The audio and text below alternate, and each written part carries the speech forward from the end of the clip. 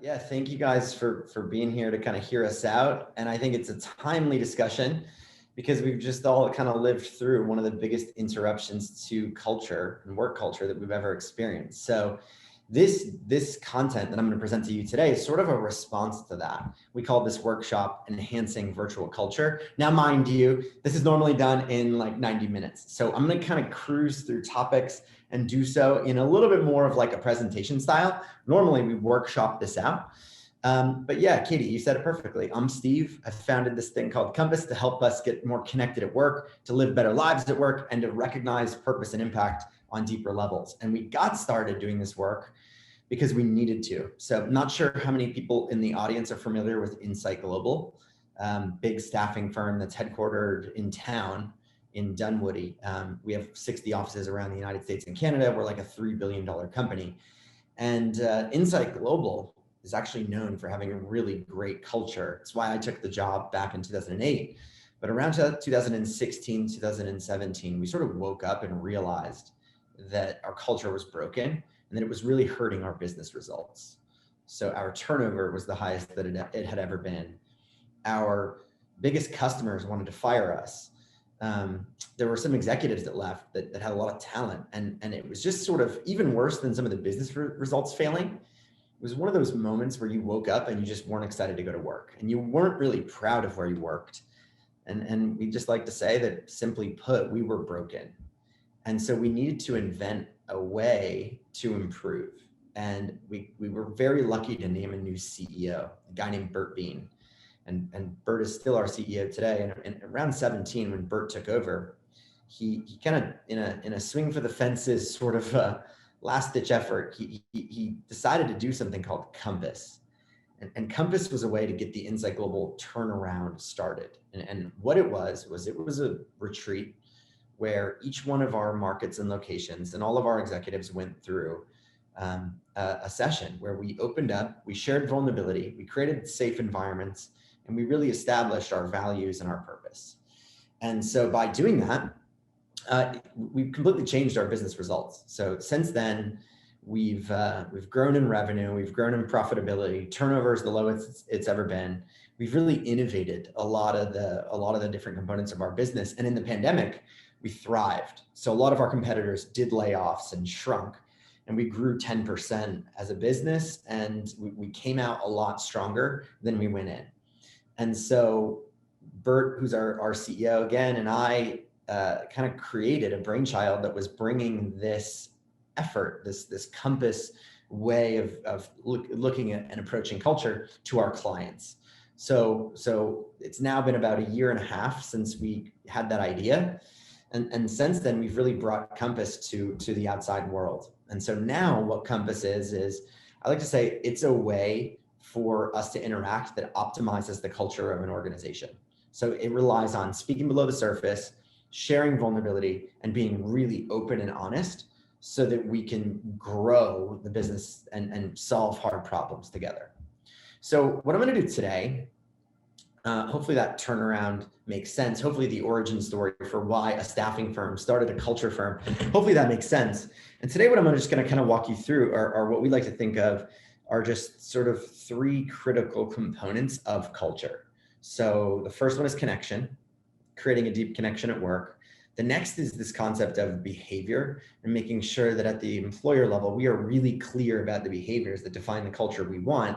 And then lastly, how to kind of take those two first pillars and then really enhance the work environment and create a lot of opportunity for meaning for people at work. So before we get into those different conversations, I think it's really important to actually define the word culture. It's a word that's used in a variety of different contexts. And I think there's a lot of confusion about what culture is. And I think there's confusion about what culture is because of what culture is not. So if you've ever seen the movie The Internship, or if you just pull up LinkedIn, honestly, I think you can very easily confuse culture with surface level initiatives that sort of are disguised as culture. And we like to think, oh my gosh, we have a ping pong table in our lobby, right? We have a great culture. We have a live kombucha machine. We have bring your dog to work day, whatever. We have work perks. That's our culture. When really, our culture is not that we have a cool workspace or a work perk or habit. culture is the way we work together, right? So very simply, it's the common values, the beliefs, the norms, the expectations, and unwritten rules that influence how we behave, how we operate, and ultimately how we perform as a team. So even more simple than this, I think about culture as we go to do the work. It is the rule set that we follow in order to get work done, right? And so to us, great culture is not having a ping pong table or bring your dog to work day, although we love dogs and that does sound fun and tempting. That's not exactly what great culture is about. To us, great culture, it's about unified and shared values and behaviors that when you align those values and behaviors to your business strategy, they take you somewhere. And hopefully that somewhere is meaningful toward a deeper purpose, a vision for what you want to accomplish. And what's beautiful about this sentence right here is that we've seen organizations really get focused on driving a culture, not just for culture's sake, but so that it improves their business, and then along the way, creating much better employee experience and much better business results. So to us, this is what great culture is about. It gets you better results and it enhances your work environment. So hopefully that just kind of sets the table for what I'll talk about in the next 30 minutes here. And don't worry, Katie, I'm going to get it done. We're going to make it happen. But before we do, I want to do one quick breakout, because breakouts are fun. They get you guys involved in the conversation. Who knows? You might even make a friend out there. So I'm going to get breakouts set up. And Katie, there's 24 people here, right? 23, I think. Yes. Okay. So that means I can be left out if I need to.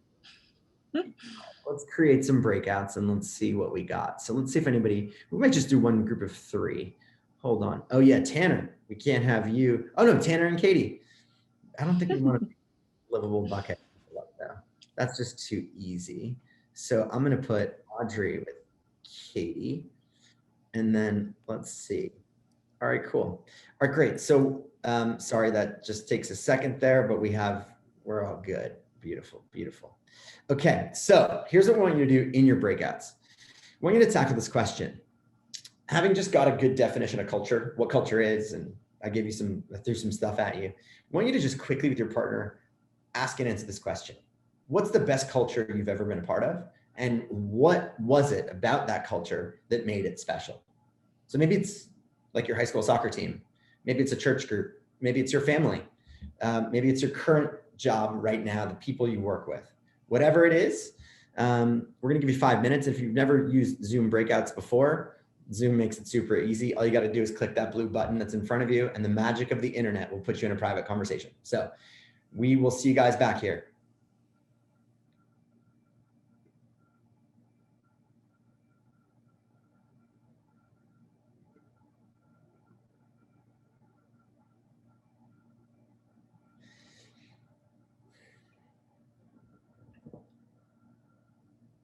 Is everybody able to join their breakouts? How are we doing? Catherine, Denise, everybody able to click join? Tara is amazing. Are you guys able to join?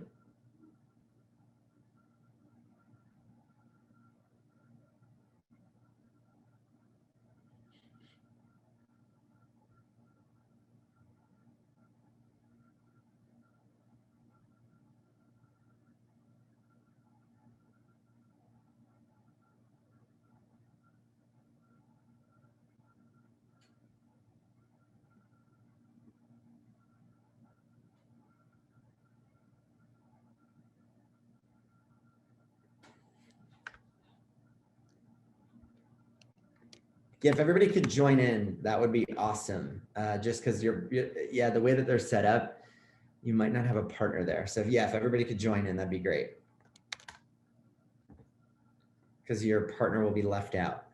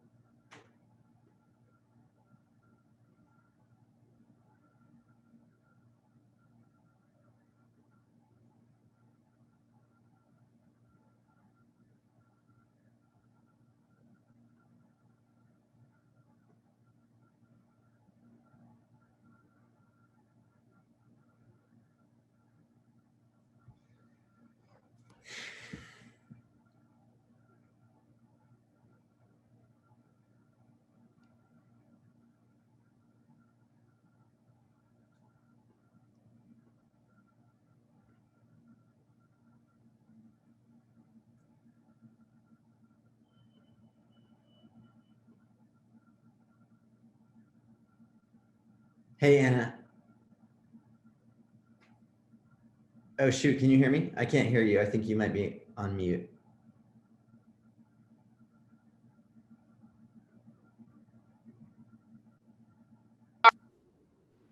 Can you hear me now? I got you now. Yeah.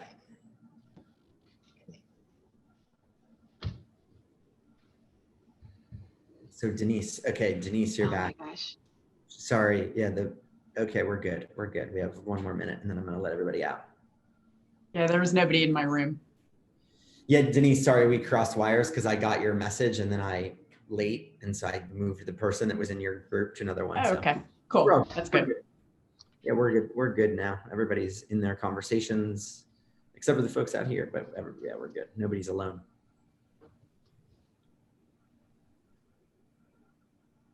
Cool. Steve, can you add me back to Emily? I gave Emily to Jerry, so you're good. I just closed the rooms. Okay. You're all cool. Set. That's totally fine. I got kicked out of my Zoom somehow. I had an error. Oh, no problem. Yeah, as soon as you did that, I just moved her. So. Cool. Thanks. Or moved Jerry to someone else. Yeah.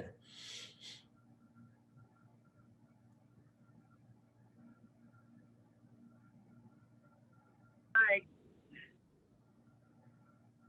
Okay, everybody, welcome back. Sorry, we had some technical difficulties, but we made it. Hopefully you at least got to be with a partner for a second. Some of you were alone for a minute, and that's on me. I apologize. We don't want you to be alone. So normally we'd have like a big group discussion about the best culture you've ever experienced, but we're just tight on time. So Katie, if it's okay, I'm gonna blast forward. The reason why we do this to get started is to say, great, like we've all experienced great culture. It's really common that we've all experienced great culture, but it's not as common that we go to work and experience great culture. There's challenge there. There's barriers. And so the rest of this discussion, it's great to have in the back of your mind that great culture that you've been a part of, because we're going to give you 3 kind of today present concepts that can help you create it. And the first one is creating deeper connection. And I bet when you think through that great culture that you referenced, I bet that there was some connection among the members of that group, that people knew each other, that they trusted each other, that they cared about each other, that there was empathy involved in the relationships. And I also bet that the group that you mentioned had great culture. They didn't just love each other and care about each other and everything was rainbows and butterflies. They probably did something that was valuable, right? If it was your high school soccer team, you probably won some games.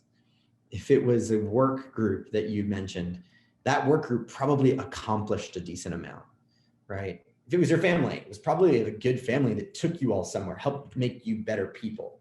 And so a lot of people will say culture is the soft stuff. And to us, it's not, it's the stuff, because without connection, we think it makes it really hard to be high performing.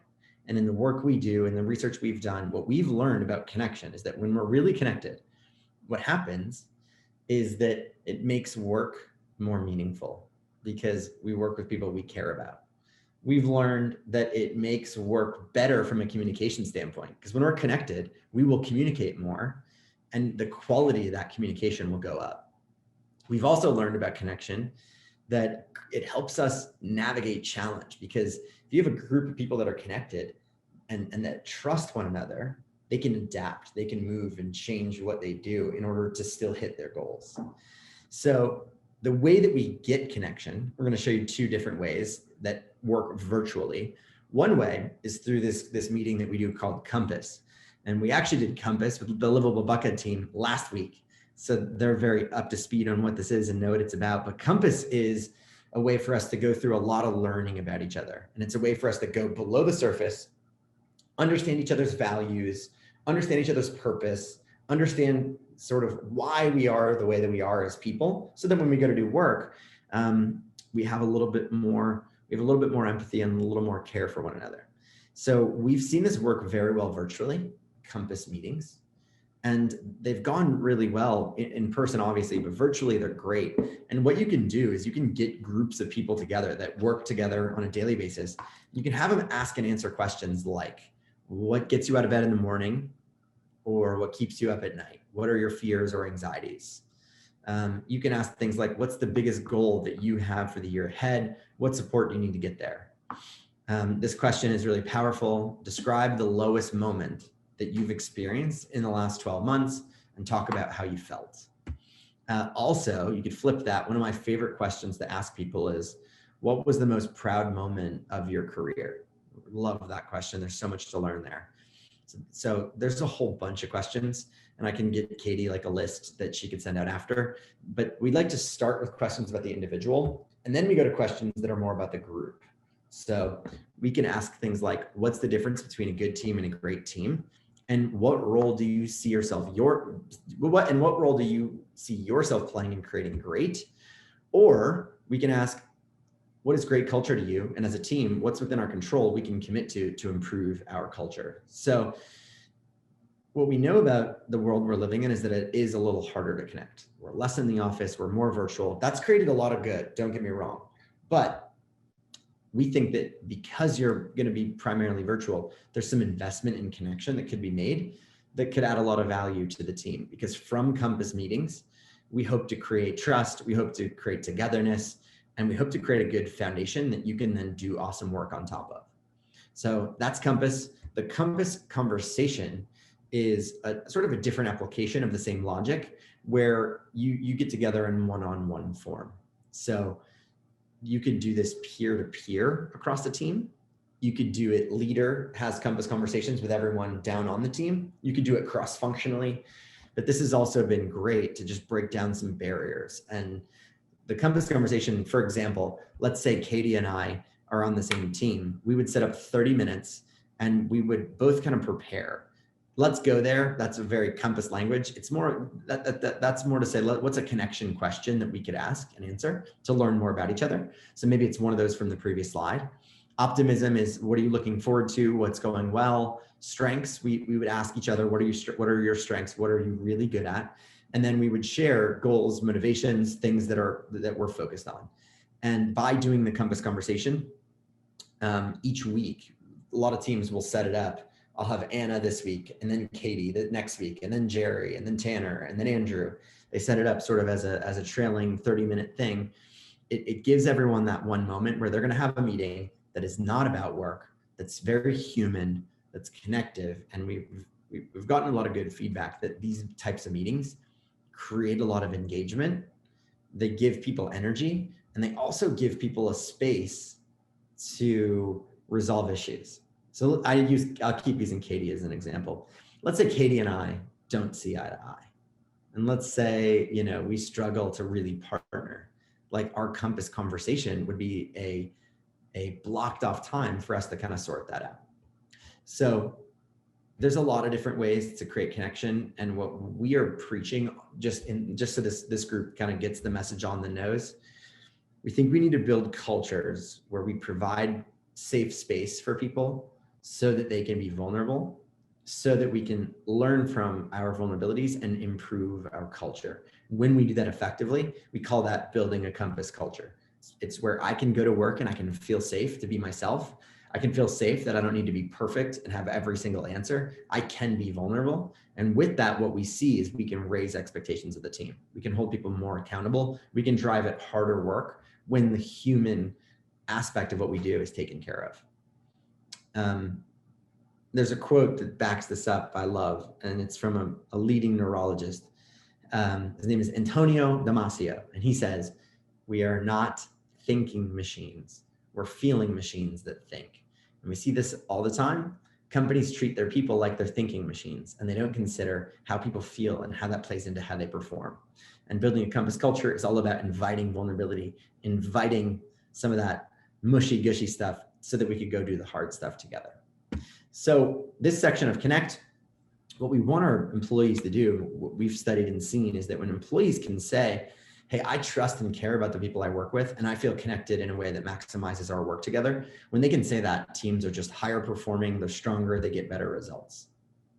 Okay, so connection, you guys got it. You're gonna go build really connected teams. Everybody's gonna benefit, it's gonna be great. Now we talk about build, and build is about what culture actually is. And normally I share like a really cool story here about NASA and going to the moon. And, but I can't do it today because it's too long.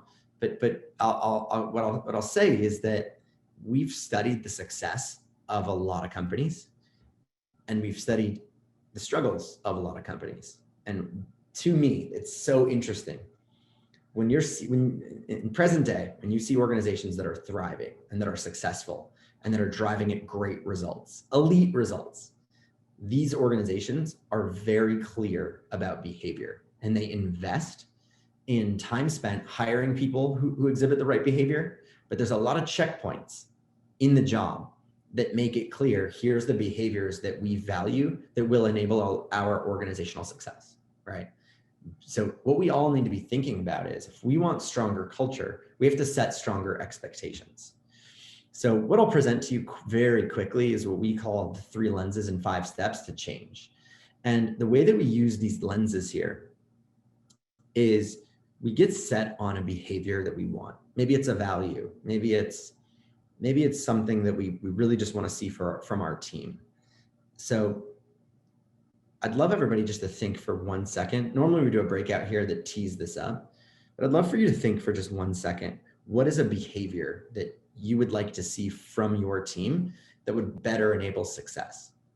So some examples of these could be teamwork, right? Constructive, good teamwork could be a great behavior.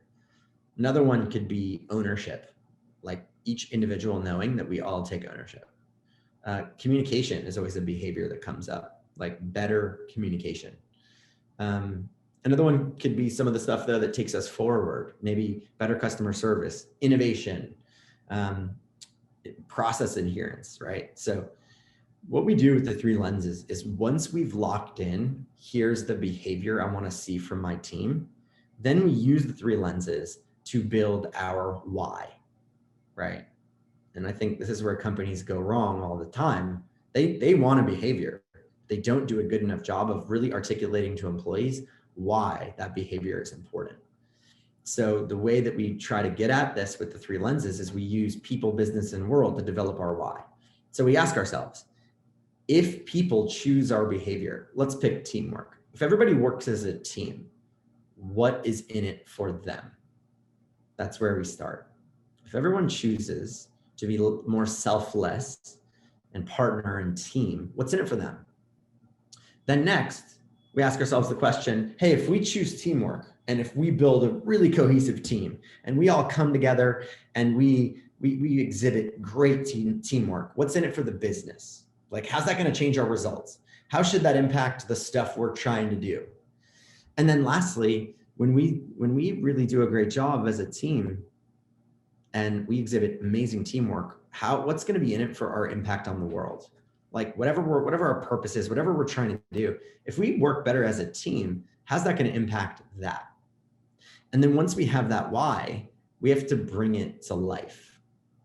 And I bet you didn't think you were going to get to meet Ernest Hemingway today, but here we are. Ernest is on your screen. I'm just going to read you this quote really quickly. So the quote is, "Everyone is broken by life, but afterwards, some people are stronger in the broken places." This is sort of a simulation. We take you to Ernest, because I bet you hearing that quote and you seeing that beard and that face, it gives you a feeling, right? For me, when I see that, I think of resilience. I think of grit. I think of adversity, but that there's opportunity in adversity, right?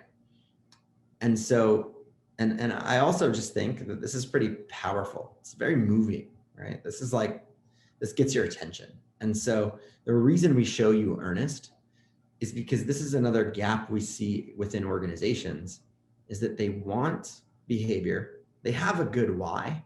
They do a bad job asking. They more say, this is what you need to do. This is your expectations. And we know about 2021 and the future of work, that it's not about telling people what they have to do. It's about getting people to want to. And if you want to drive engagement, it's not commanding.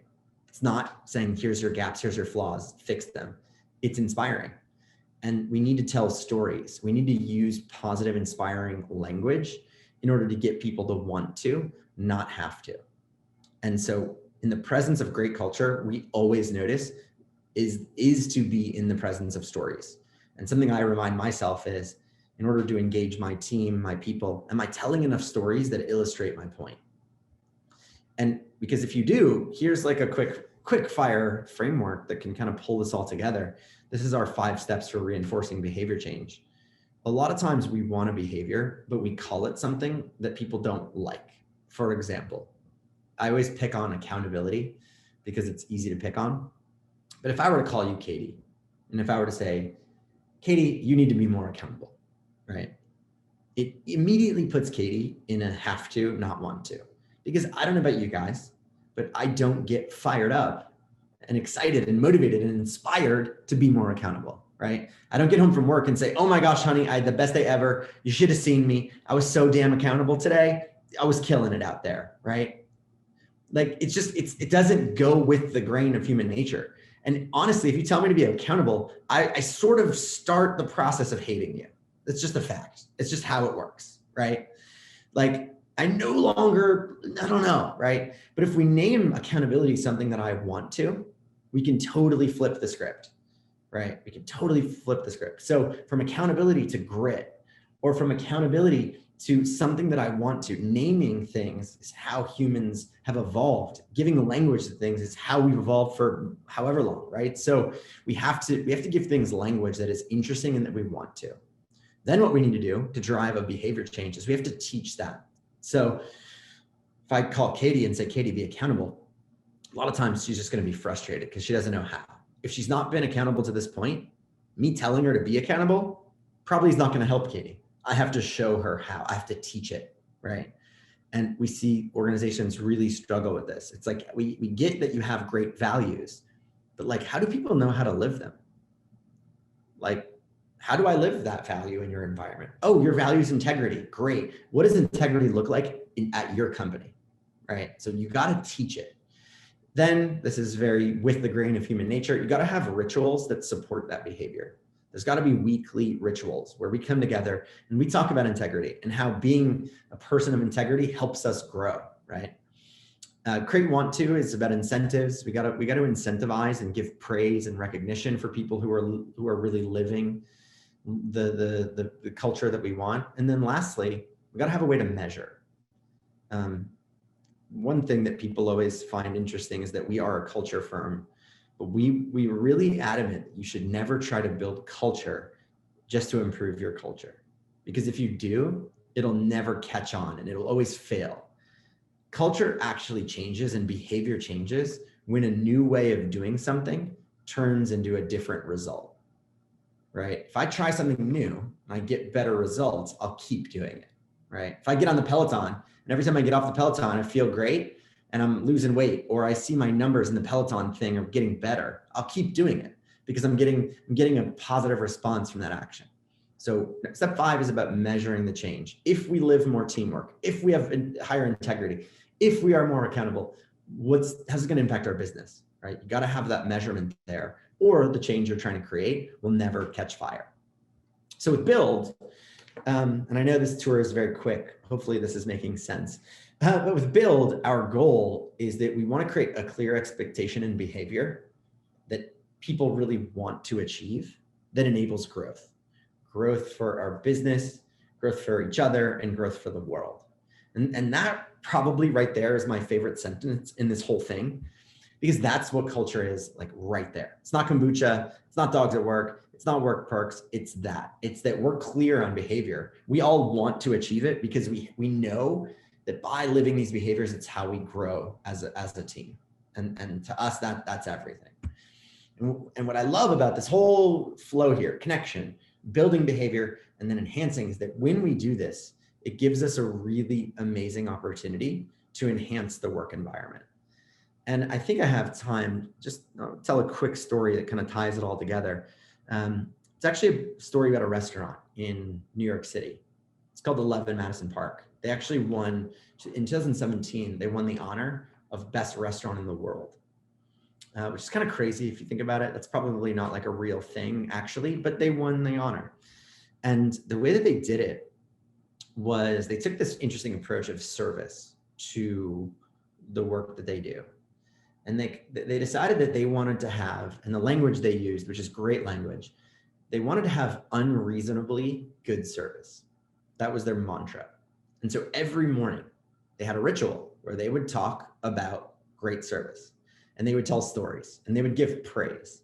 And they would say, oh my gosh, yesterday, I got to give a shout out to Katie because Katie overheard something that this customer needed. And she went so far above and beyond, and the customer like freaked out and was like, you guys are amazing, right? And they would just do that every single day. And by telling those stories, that instilled the beliefs, the behaviors, the assumptions, the norms, the expectations of that culture of service, right? So a practice that was developed because of that ritual was this concept called dream making, being a dream maker. Being a dream maker was about that behavior that we just talked about that Katie exhibited. Dream making was about overhearing something that someone in the restaurant needed, and then just like without even thinking, just acting to get them what they needed. So an example of this would be, let's say Katie and I are out to dinner in New York, and we're like, oh my gosh, what a great trip to New York. We got to go to Broadway. We got to see the Empire State Building. We got to go shopping on Fifth Ave. I bet Katie would love that. We got to do all the New York stuff, right? The only thing we forgot to do is we forgot to get a dirty water hot dog. I don't know about my Atlanta people here. Not sure how familiar you are, but there's street carts all over New York City with literally the grossest water ever. It's probably been there for days, and then there's hot dogs in it. But us New Yorkers, we eat it, right? I lived there for 6 years. You eat it. Anyway, we're not here to talk about hot dogs. So Katie and I are like, we forgot to get a dirty water hot dog. Dream making would be the practice of someone in the restaurant overhearing that, texting a runner to go out to the street in New York City to buy a dirty water hot dog, to bring it back to the chef. Chef would do some cool 11 Madison Park plating. They would plate it beautifully. And then Katie and I, our next course would be a dirty water hot dog, right? So 11 Madison Park does this every day, and their service is insane. Like, they will take kids sledding in Central Park that have never seen snow. They will go completely past people's expectations. And so you will go there and have your mind blown. And it's like a magic trick, right? So to us, that sets it all up. That's culture, because they develop connection. They are very clear about the behaviors that embody 11 Madison Park. And then they give their employees the opportunity to live those behaviors in a way that has a meaning for them. Because you better believe, being a dream maker, that's so meaningful. Like, I want to do that. I want to go above and beyond. I want to be able to sit at the dinner table with my family and be like, we don't just serve salmon, right? We like enhance people's world, because what they think is that if you experience great service, that you'll go into your life and a little bit more serve those around you. And if you do that, the world will get better, right? So that brings us to this enhance component. In order to enhance your culture, you got to have values that are real and meaningful. You got to have ways to live them, like our friends at 11 Madison Park. Also, again, they weren't in it because they wanted to sell salmon dishes. They had this purpose. Let's have unreasonably good service so that when people come to this restaurant, they experience that, and that they are more compelled in their lives to go serve those around them. And it's like, pay it forward, right? That's what drives them. It was very cool. In the pandemic, what did they do?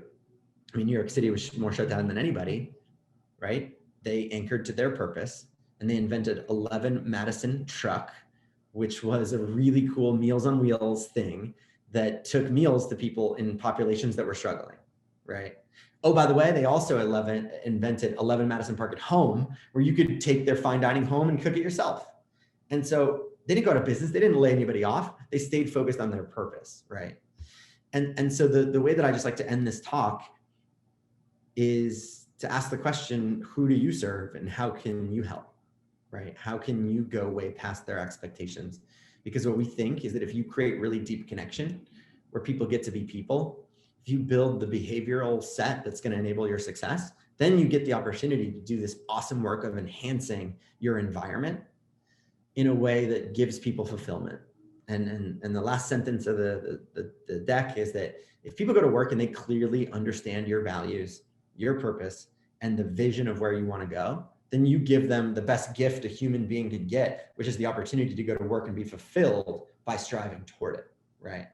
And then we sit at the dinner table and we're like proud of who we are, proud of the impact we contribute. We get to be good people for our families, in our communities, and the world gets better. So Katie, look at that. With 50 seconds to spare, we did it.